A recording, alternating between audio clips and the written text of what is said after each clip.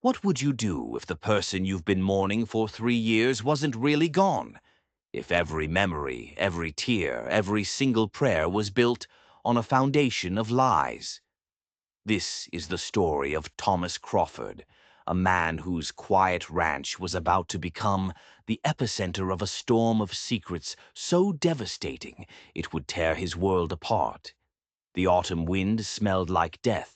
It swept across the endless grass of the Crawford Ranch, rattling the windows of the house where Thomas sat alone. 3 years. 3 long, silent years since he'd buried his wife, Margaret. He sat on the porch, a cup of cold black coffee in his hand, his knuckles white. The chair creaked the same weary tune it did every single night. The ranch ran itself. The cattle were fed, the fences mended. But Thomas was a ghost, a hollow man walking through the ruins of his own life. His foreman, Jake Morrison, walked up the steps, his boots heavy with dust and concern. "Boss, we're heading to town. Need anything?" Jake was a good man, loyal to the bone. He'd watched his boss wither away since Margaret's passing, and the worry was etched deep into his face. Thomas just shook his head, his voice a gravelly whisper from disuse. "No, Jake. Go on." He rarely spoke more than he had to. Words felt like a betrayal to the silence he now shared with his wife's memory. Jake lingered for a moment. "Thomas, this ain't right. Margaret wouldn't have wanted you living like this." The name hit him like a physical blow. "Margaret ain't here," Thomas snapped, the words sharper than a razor. He saw the hurt in Jake's eyes and softened his tone. "Go on. Enjoy your evening." The sound of hooves faded, and darkness swallowed the prairie. The stars began to pop out, one by one, the same stars he and Margaret used to watch from this very spot. He could almost hear her laugh, that bright, clear sound that had filled the empty spaces in his soul. "Life's too short to frown, Thomas Crawford," she'd say, her green eyes dancing with light. She was gone. Consumption, the doctor had said, a slow, cruel thief that stole her breath and then her life. Now, at 42, Thomas felt 100. The grief had carved canyons into his face. He was a strong man, built by years of hard labor, but his shoulders slumped under a weight no one could see. He was about to go inside to face another night alone in the house that still smelled faintly of her, when he heard it. A horse. Coming fast. He tensed, his hand dropping to the Colt revolver, holstered at his hip. Strangers didn't come calling after dark. Not out here. Not unless they meant trouble. A figure emerged from the gloom, a silhouette against the rising moon. A woman. There was something in the way she sat her horse, a familiar grace that made his heart hammer against his ribs. She dismounted and stepped into the yellow glow of the porch lamp. Thomas felt the air leave his lungs. The coffee cup slipped from his fingers and shattered on the wooden planks. He was looking at a ghost. "Hello, Thomas." Her voice was a soft melody, achingly familiar yet different. It was Elena, Margaret's younger sister, the girl he hadn't seen since the funeral 3 years ago. But this was no girl. The years had sharpened her features, turning her into a woman of stunning, haunted beauty. Her dark hair was a stark contrast to Margaret's golden mane, but the set of her jaw, the look in her eyes, it was like an echo from the grave. "Elena," he choked out her name. It felt like ash in his mouth. "What are you doing here?" Her eyes, wide and dark, darted around as if she expected to be followed. I had nowhere else to go, Thomas." Nowhere else to go. He remembered her life in Boston, the fancy parties, the wealthy suitor she was set to marry. "What about your husband? What about Boston?" A shadow passed over her face, a flicker of pure terror. "There is no husband. There is no Boston," she whispered, her voice trembling. "He took everything, everything." There was a story there, a dark one. He could see it in the frantic energy coiled beneath her calm exterior, but all he saw was a woman in distress, a woman who was family, Margaret's family. "Come inside," he said, his voice hoarse. "You look like you've been through hell." The house was just as she remembered, but the life had been drained out of it. Margaret's presence was a collection of relics, lace curtains, photos on the mantel, like a museum of a life that was over. He made coffee, his large hands moving with a practiced efficiency that spoke of years of solitude. Elena sat at the kitchen table, the same table where she'd watched her sister fade away. The memory was a knife in her gut. "You've lost weight," she said, her voice soft. He glanced at her, a flicker of surprise in his tired eyes. "I eat when I remember to." The silence stretched between them, thick with unspoken words and the ghost of the woman they both had loved. "Why are you really here, Elena?" he asked, his voice gentle but firm. She stared into her coffee cup as if the answers were swirling in the dark liquid. When she looked up, her eyes were swimming with tears, but also something else. Fear. "I made a mistake in Boston," she began, her voice barely a whisper. "I trusted the wrong man. Charles Whitmore.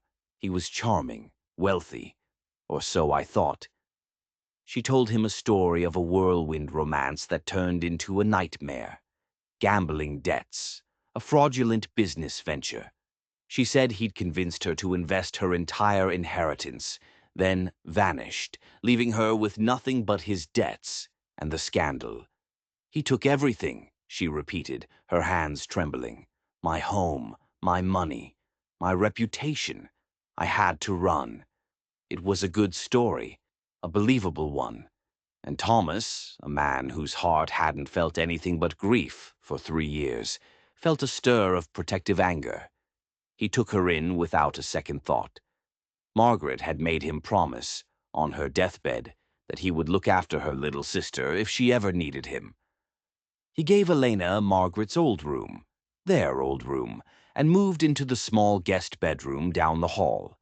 It felt wrong, a betrayal, but having another person in the house, hearing her quiet movements, smelling the scent of bacon cooking in the morning, it was like the house was slowly starting to breathe again. The next morning he found her in the kitchen, wearing one of Margaret's old dresses, a simple blue cotton thing. From behind, with her dark hair unbound, she looked so much like Margaret it stole his breath. His heart ached with a terrible, confusing mix of pain and something else, something he hadn't felt in a very long time. "I hope you don't mind," she said, turning around. The illusion shattered. Her eyes were a deep, soulful brown, not green like Margaret's. Her face was sharper, her spirit more guarded. "Keep it," he said, his voice rougher than he intended. "She would have wanted you to." They fell into a routine. Elena was a quiet, efficient presence. She brought order to the chaos of his bachelor existence, cooking meals, mending his clothes, tending to the small garden Margaret had planted. The house started to feel like a home again, and Thomas started to feel alive. He found himself looking forward to their quiet dinners, to their conversations that stretched late into the night. She was smart, well-read, and she challenged him in ways Margaret never had. But there were moments, dangerous moments, a shared look across the table, an accidental brush of hands, a spark of something that felt both wonderful and deeply forbidden. He was falling for his dead wife's sister. The thought was a constant, nagging guilt in the back of his mind. He was betraying Margaret's memory. He was betraying the trust Elena had placed in him. But he couldn't stop it. He was a man starved of affection, and Elena was like a spring in the desert. But Elena was fighting her own demons. She'd always admired Thomas's quiet strength, but living with him, seeing his profound grief and his fundamental decency, that admiration was twisting into something deeper, something more dangerous. She found her pulse quickening when he looked at her, a warmth spreading through her chest that had nothing to do with the hearth fire. One afternoon, as he was packing away some of Margaret's things in the attic, a box he hadn't been able to touch for 3 years, he found a small, leather-bound journal. He knew he shouldn't open it. It was a violation of her memory. But he couldn't help himself. His hands trembled as he opened it to the last entry, dated just a week before she died. Her handwriting was frail, spidery. "Thomas worries so much," she wrote. "He thinks I don't see the weight he carries. But it is not my illness that truly burdens him. It is a secret he has kept from me since before we were wed. I pray he finds peace, even if I am not there to see it." A secret? Thomas felt a cold dread creep up his spine. What secret? He had no secrets from Margaret. Their life together had been simple, honest. He read the entry again and again. It made no sense. He shoved the journal back into the box, his mind reeling. Had his wife, the woman he knew better than himself, been hiding something from him? Or worse, had he been hiding something from himself? The thought was absurd, but it planted a seed of doubt in his mind, a tiny crack in the foundation of his grief. That night, a storm rolled in, trapping them in the house. The wind howled like a banshee, and the rain lashed against the windows. The power of the storm outside was nothing compared to the tempest brewing inside the small ranch house. They sat by the fire, the silence between them charged with unspoken electricity. "Thomas," Elena said, her voice just above the roar of the wind, "I have to tell you something. The truth about why I left Boston." Thomas turned to her, his heart pounding. He saw the fear in her eyes, the same fear he'd seen the night she arrived. "Charles, he wasn't just a con man," she said, her voice shaking. "He was dangerous. He didn't just take my money. He was possessive, violent. I wasn't his fiancée." She took a deep, shuddering breath. "I was his wife." The confession hung in the air, heavy and suffocating. Married. She had lied to him. "He wouldn't let me leave," she continued, tears streaming down her face. "He said he'd hunt me down, that I belonged to him. I had to escape. I stole some of his money, just enough to get away, and I ran. I came here because I knew you were the only one who could protect me."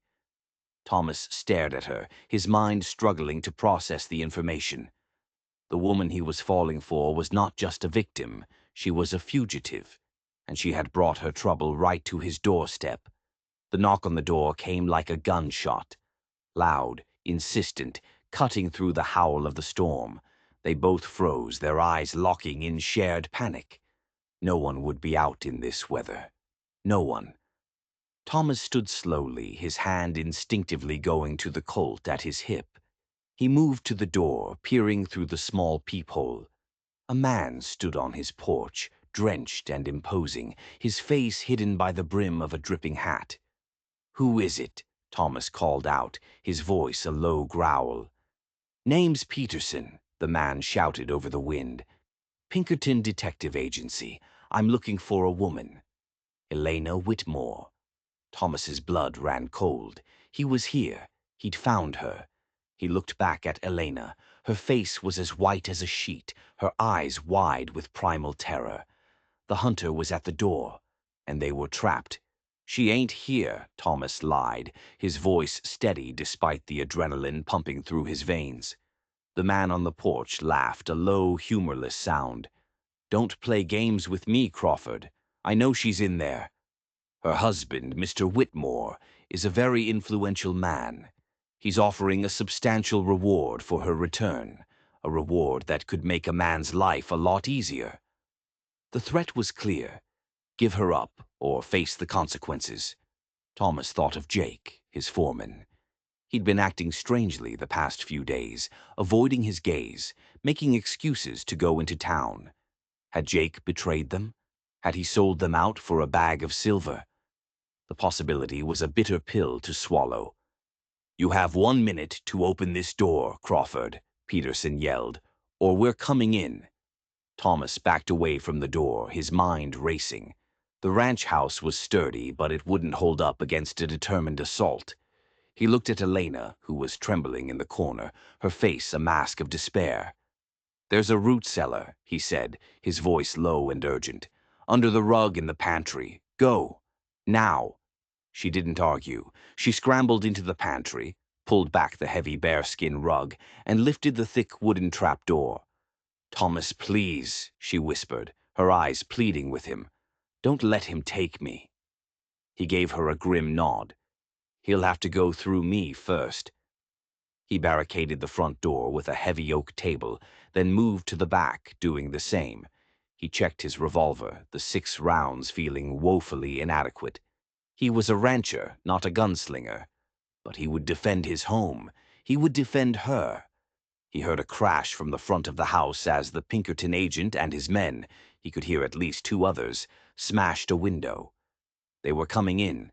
He took a position in the darkened hallway, his back against the wall, the cold steel of the revolver a grim comfort in his hand. The floorboards creaked in the parlor. They were inside. "Come on out, Crawford," Peterson's voice echoed through the house. "Make this easy on yourself. The woman is a thief and a liar. She's not worth dying for." A thief and a liar. The words echoed in Thomas's mind. She had lied to him. But the terror in her eyes had been real. He remembered Margaret's promise. Look after her. He owed it to his dead wife. He owed it to the woman hiding in his cellar. A floorboard groaned just around the corner. Thomas held his breath, raised the revolver, his finger tightening on the trigger. A shadow moved. He fired. The explosion was deafening in the confined space. A man yelled in pain and surprise, stumbling back into the parlor. "He's armed!" another voice shouted. A volley of gunfire erupted, splinters flying from the doorframe next to Thomas's head. He ducked back, his ears ringing. He was outgunned, trapped. It was only a matter of time. He had to create a diversion, a way to get them out of the house. He remembered the oil lamps. He scrambled back into the kitchen, grabbed a lamp and lit the wick. He hurled it into the parlor. It shattered and flames erupted, climbing the dry lace curtains Margaret had sewn. The fire spread with terrifying speed. "Fire! The house is on fire!" someone screamed. Smoke billowed into the hallway, thick and acrid. Thomas coughed, his eyes watering. He could hear the men scrambling to get out, their hunt for Elena forgotten in the face of the inferno. This was his chance.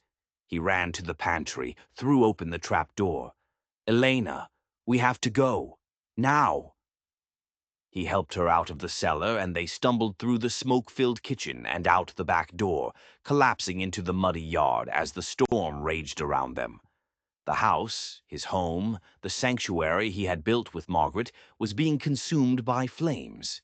They ran for the barn, the rain plastering their clothes to their skin. Inside, the smell of hay and animals was a strange comfort. He saddled 2 horses, his hands moving with frantic efficiency. They had to get away, disappear into the night before Peterson and his men regrouped. As he tightened the cinch on Elena's saddle, she grabbed his arm, her face streaked with soot and tears. "Thomas, there's more," she gasped, her voice desperate. "It's not just about the money I stole. It's about Margaret." Thomas froze, the saddle forgotten. "What about Margaret?" "Charles knew her," Elena said, the words tumbling out in a rush. "Years ago, before she met you, they were involved. It was a mistake, a secret she was deeply ashamed of. When Charles found out she had married you, a wealthy rancher, he saw an opportunity. He came to Boston and found me. He used me to get to her." The pieces started to click into place, each one more horrifying than the last. "He blackmailed her, Thomas," Elena cried.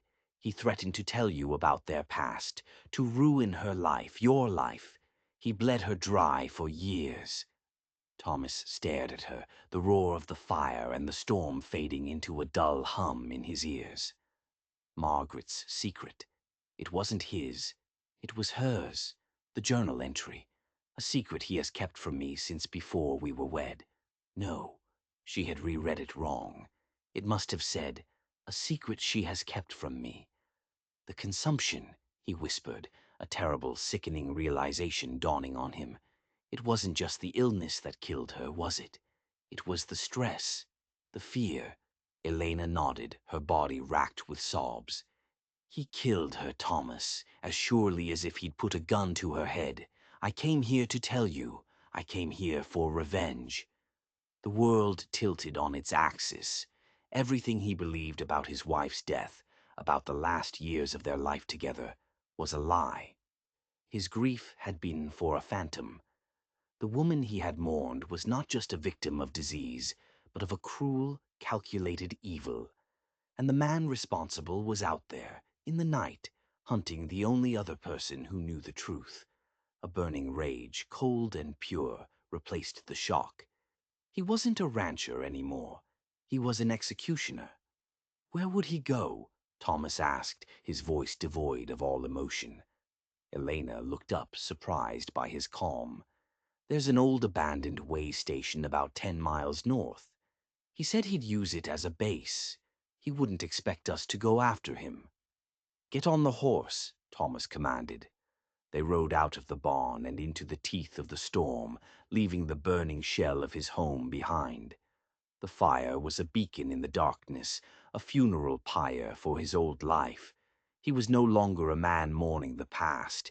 He was a man fighting for the future, fueled by a 3-year-old rage that had finally found its target. The ride was a blur of wind, rain, and mud. They pushed the horses hard, the urgency of their mission overriding all else. As they neared the way station, a dilapidated structure barely visible in the gloom, Thomas reined in his horse. "We go in on foot," he said. He left Elena with the horses, hidden in a thicket of cottonwood trees. "If I'm not back by dawn, you ride. You ride and you don't look back." She grabbed his hand, her grip surprisingly strong. "Be careful, Thomas." He looked into her eyes and saw not just fear, but a fierce determination that mirrored his own. He was no longer just protecting his wife's sister. He was fighting alongside a partner. He crept toward the way station, his revolver feeling heavy in his hand. A faint light flickered in one of the windows. He could hear voices inside, Peterson and his men, and another voice, a smooth, cultured voice that dripped with arrogance. Charles Whitmore. Thomas circled around to the back of the building, finding a grimy window. He peered inside.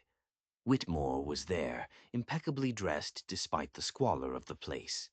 Peterson and his 2 thugs were with him, and there was a 4th man, Jake. His foreman stood by the fire, his head bowed, avoiding Whitmore's gaze. The betrayal was a fresh wound, sharp and deep.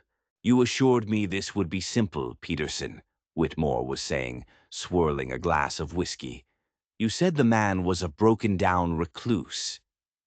"He's tougher than he looks," Peterson grumbled, "and the woman's got him wrapped around her finger." Whitmore laughed. "Elena has a talent for that, just like her sister did. It's a shame about Margaret. She was far more accommodating, but she became a liability." He took a sip of his whiskey. "And we all know what happens to liabilities." The casual cruelty of his words sent a fresh wave of fury through Thomas. This man hadn't just blackmailed his wife to death, he was boasting about it. Jake finally looked up, his face a mess of conflict and shame. "I didn't sign on for this, Mr. Whitmore," he said, his voice shaking. "I thought you just wanted your wife back. I didn't know about Mrs. Crawford." Whitmore's eyes turned to ice. "You are paid to do as you're told, Morrison. Nothing more. Now they can't have gone far in this storm. Find them." Thomas had heard enough. He kicked in the back door, the rotten wood splintering around his boot. He fired a shot into the ceiling, the sound echoing like a thunderclap. "It's over, Whitmore," he snarled, leveling his revolver at the man's chest. Peterson and his men scrambled for their guns, but Jake, in a sudden move, drew his own pistol and pointed it at the Pinkertons. "No," Jake said, his voice firm. This ends now. It was a standoff, Thomas and Jake against Whitmore and his hired guns. Whitmore, however, looked amused. A rancher and a turncoat. How touching. You have no idea what you're dealing with, Crawford. He reached slowly into his coat pocket. Thomas tensed, his finger on the trigger. But Whitmore didn't pull out a gun. He pulled out a folded piece of paper. A letter. "This might interest you," he said, tossing it onto the floor. "A letter from your beloved wife, Margaret. Written just before she passed." Thomas didn't take his eyes off Whitmore, but Jake stooped to pick it up. He unfolded it and began to read aloud, his voice trembling. "My dearest Thomas," Jake read, "if you are reading this, then my plan has failed. I am so sorry for the deception, but I saw no other way. Charles would never have let me go. Faking my death was the only escape. Consumption was the perfect cover. Dr. Miller helped me. He is a good man. I am safe, my love, hiding, waiting for the day we can be together again. I sent Elena to you because I knew she could make you understand, to make you fight. Forgive me. All my love, Margaret." The world stopped. The rain, the wind, the crackling fire. It all went silent. Margaret was alive, faked her own death. This whole time, for 3 agonizing years, she had been alive. His grief was a lie. His mourning was a sham. Elena, she knew. She had known all along. She hadn't come for revenge. She had come to recruit him. He felt a wave of dizziness, of profound, soul-shattering betrayal. He looked at Whitmore, who was smiling, a cruel, triumphant smirk on his face. "You see, Crawford, the women in your life are quite the actresses. You've been played for a fool." The momentary distraction was all Peterson needed. He lunged at Jake, and the room exploded into chaos. A gun went off. Jake cried out and fell to the floor, clutching his shoulder. Thomas fired at Peterson, hitting him in the leg. The other thug charged at him, and they crashed to the floor, wrestling for the revolver. Whitmore, seeing his chance, bolted for the door. Thomas slammed the butt of his gun into the thug's temple, knocking him senseless. He scrambled to his feet, ignoring the pain in his ribs, and ran after Whitmore. He tackled him in the mud outside, the two of them rolling and grappling in the dirt. Whitmore was strong, wiry, fighting with a desperate, cornered animal ferocity. He pulled a derringer from his boot and fired, the bullet searing a hot line across Thomas's arm. Thomas roared in pain and rage, slamming his fist into Whitmore's face again and again, the sound of knuckles on bone a sickening percussion in the storm. He was about to deliver the final blow when he felt a hand on his shoulder. It was Elena. "Thomas, stop!" she screamed. "He's not worth it. He's not worth you." Through his rage, he looked at her, at the woman who had lied to him, who had used him, who had brought his world crashing down. But he also saw the woman who had brought him back to life, the woman who had fought by his side. The truth was a tangled, impossible mess. He hauled Whitmore to his feet and shoved him back toward the way station, where Jake, bleeding but alive, had Peterson covered. They tied the men up, their quest for revenge replaced by the cold, hard reality of what came next. Dawn was breaking, the storm clouds parting to reveal a bruised, purple sky. The world felt new and terrifyingly uncertain. "Is it true?" Thomas asked Elena, his voice hollow. "Is she really alive?" Elena nodded, tears in her eyes. "Yes, Thomas, I'm so sorry. We didn't know how else to protect her." "Where is she?" he asked. Elena told him. An old, secluded cabin miles deep in the mountains, a place Margaret had discovered on one of their rides years ago. A place only she and her trusted family doctor knew about. The journey felt like a dream. He left Elena with a recovering Jake to watch the prisoners and wait for the sheriff. He rode alone. He didn't know what he was feeling. Anger, joy, betrayal. It was a toxic cocktail of emotions that left him numb. He was riding to see his wife, the wife he had buried 3 years ago. He found the cabin tucked away in a small, hidden valley. Smoke curled from the chimney. He dismounted, his legs unsteady, and walked to the door. It opened before he could knock. And there she was, Margaret. She was thinner, paler, her golden hair lacking its former luster, but it was her. Her green eyes, the ones he had seen in his dreams every night for 3 years, widened in shock and then filled with tears. "Thomas," she whispered. He stood there, frozen, a chasm of 3 years and a mountain of lies between them. He had mourned this woman. He had built a shrine to her memory in his heart, and now she was standing in front of him, real and breathing.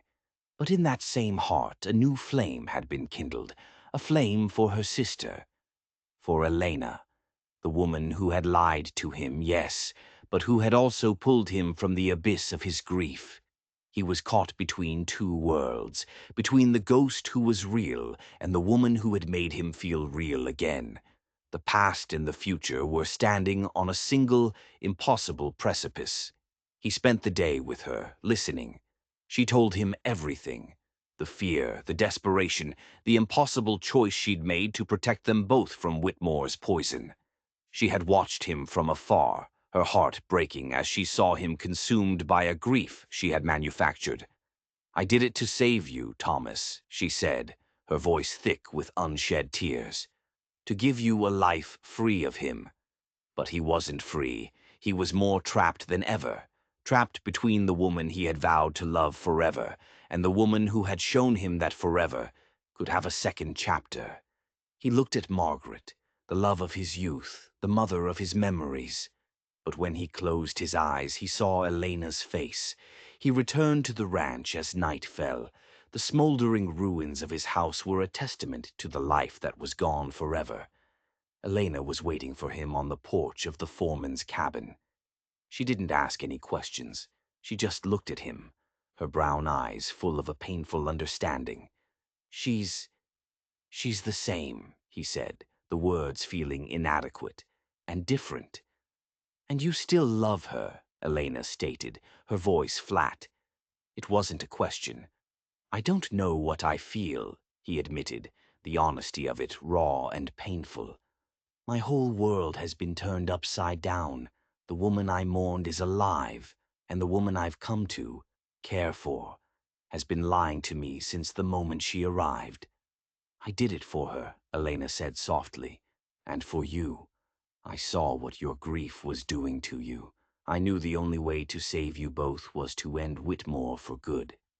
They stood in silence, the weight of their impossible situation pressing down on them. The sheriff had come and taken Whitmore and his men away. Justice would be served. But their own judgment day was just beginning. The next morning a carriage pulled up. It was Margaret. She walked toward them, her steps hesitant. The three of them stood there, a triangle of love, loyalty, and betrayal, the Montana sky a vast, indifferent witness. Margaret looked from Thomas to her sister, and in that long, silent moment, she saw it all. She saw the bond that had formed between them in her absence, a bond forged in shared danger and nascent love. A sad, knowing smile touched her lips. "I came to say goodbye," she said, her voice clear and stronger than it had been in years. "Dr. Miller has arranged for me to go to California, to start over, a new life. My name is no longer Margaret Crawford. It's a name that belongs to a ghost." Thomas stared at her. "You're leaving?" "My place is not here anymore," she said, her gaze soft as it rested on Elena. "I faked my death to give you a future, Thomas. I won't be the one to stand in the way of it now." She hugged her sister, a long, tearful embrace full of forgiveness and farewell. Then she turned to Thomas. She placed a hand on his cheek. "Be happy," she whispered. "That's all I ever wanted for you." And with that she got back in the carriage and was gone, leaving him standing on the dusty patch of earth that had once been his home, next to the woman who now was. He turned to Elena. "The lies, the betrayal. It all seemed to fade in the face of the simple, undeniable truth. He loved her. It was a different love than he'd had for Margaret. It wasn't born of youthful passion, but forged in fire and loss. It was stronger, realer. He took her hand. "The house is gone," he said. "Everything is gone." Elena squeezed his hand, her eyes shining with a hope he thought he'd never see again. "Not everything," she said. "We can rebuild." He looked at the ruins, then at her, and for the first time in 3 long years, Thomas Crawford smiled. The silent nights were over. A new life was just beginning. This story is a wild ride, and it makes you wonder about the secrets people keep, even the ones they love. What would you have done in Thomas's shoes? Let me know in the comments below. And if you enjoyed this story of love, lies, and the long road to justice, make sure you hit that subscribe button and ring the notification bell, because you never know when the next dark secret is waiting to be uncovered.